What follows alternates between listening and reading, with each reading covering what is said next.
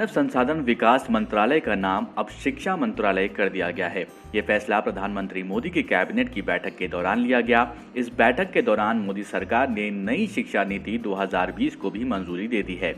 अब ये नई शिक्षा नीति यानी न्यू एजुकेशन पॉलिसी क्या है, इसमें स्कूली शिक्षा को लेकर किन बातों को सम्मिलित किया गया है, समझते हैं।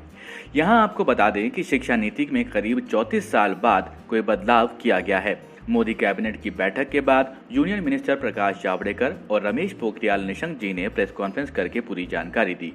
34 साल से शिक्षा नीति में परिवर्तन नहीं हुआ था और इसलिए आज का ये जो परिवर्तन है और जो नई शिक्षा नीति है, मुझे विश्वास है कि पूरा समाज और सभी देशवासी इसका स्वागत करेंगे और दुनिया के शिक्षाविद भी इसको निश्चित रूप से सराहना करेंगे।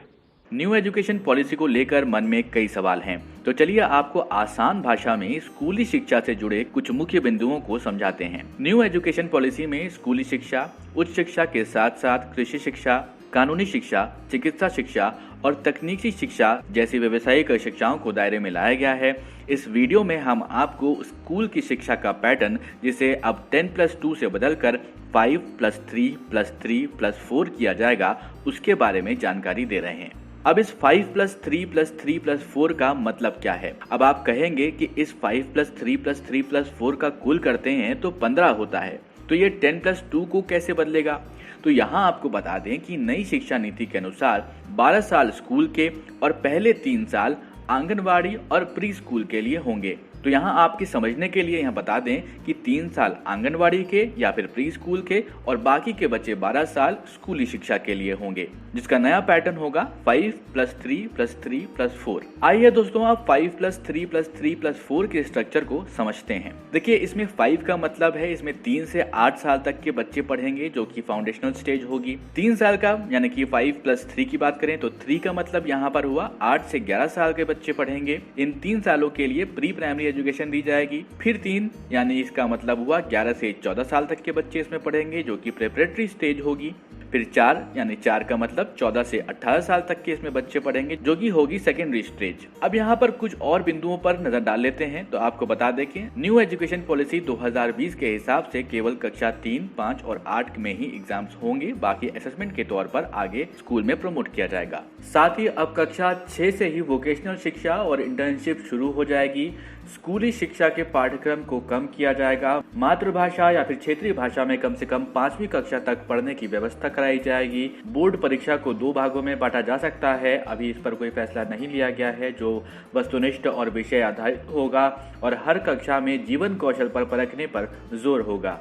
कक्षा 10वीं और 12वीं के लिए बोर्ड एग्जाम्स होंगे, लेकिन उनमें कई बदलाव किए जाएंगे। तो यहाँ पर आपको बता दें कि एनसीईआरटी के द्वारा 8 साल तक के बच्चों के लिए एक national curricular and pedagogical framework for early childhood care और एजुकेशन के लिए तैयार किया जाएगा।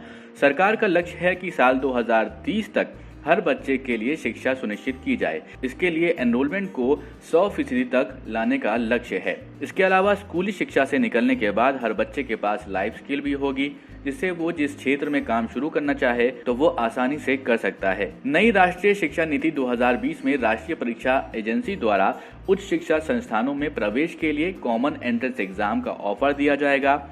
नई राष्ट्रीय शिक्षा नीति यानी कि एनईपी के अनुसार नेशनल टेस्टिंग एजेंसी को अब देश भर के विश्वविद्यालयों में प्रवेश के लिए प्रवेश परीक्षा आयोजित करने के लिए एडमिशनल चार्ज दिया जाएगा।